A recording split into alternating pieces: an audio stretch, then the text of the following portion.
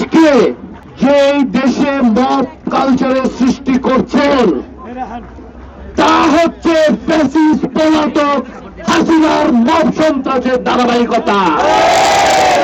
বাংলাদেশ জাতীয়তাবাদী দল বহুমতে বিশ্বাসী রাজনৈতিক দল। আমাদের দলের নেতা বাংলাদেশের বহুদলীয় গণতন্ত্রের রূপকার। সমালোচনা অবশ্যই করবেন, তবে হুঁশিয়ার করে দিতে চাই, শিষ্টাচার বহির্ভূত আগামীতে যদি আর কোন কর্মকাণ্ড দেখি, বহিষ্কার হয় আর না হয়, এই চট্টগ্রাম থেকে প্রতিরোধ করে তুলবেন। আমাদের নেতা জনাব তারেক রহমান বলেছেন ধৈর্য ধরতে, সংযম ধরতে এবং জনগণের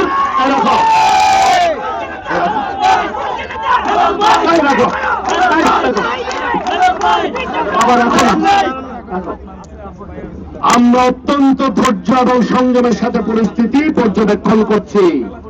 ধন্যবাদ জানাতে চাই, কালকে সমগ্র বাংলাদেশে কোটি কোটি ছাত্র দলের নেতা প্রমাণ করেছে বাংলাদেশের ছাত্র সমাজের একক আস্থাভাজন নেতা দেশনায়ক তারেক রহমান আজকেও স্বেচ্ছাসেবক দলের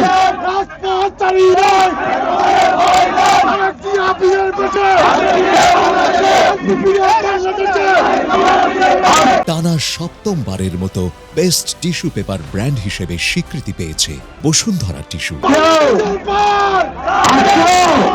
বাংলাদেশ স্বেচ্ছাসেবক দলের নেতারা বাংলাদেশের প্রতিটি জেলায় মহানগরে প্রমাণ করেছে বাংলাদেশের তরুণদের একমাত্র ভরসার স্থল আমাদের নেতা দেশনায়ক তারেক রহমান।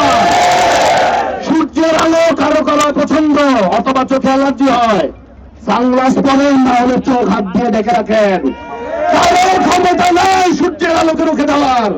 তারেক রহমান হচ্ছে বাংলাদেশের সূর্য, তাকে আটকানোর ক্ষমতা আল্লাহ ব্যতীত কারো নাই। ইনশাআল্লাহ তারেক রহমানের নেতৃত্বে আগামী ভবিষ্যৎ বাংলাদেশ সমৃদ্ধ বাংলাদেশ বিনির্মাণ হবে, গণতন্ত্র মুক্তি হবে এবং বাংলাদেশিদের অধিকার আদায় হবে।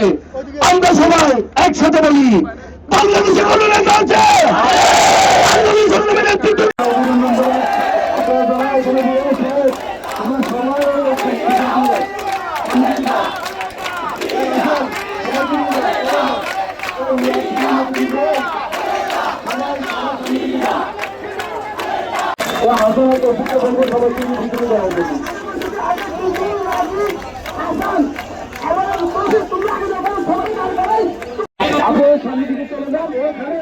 সামনে জায়গায় বাম দিকে পিছনে চলে যান।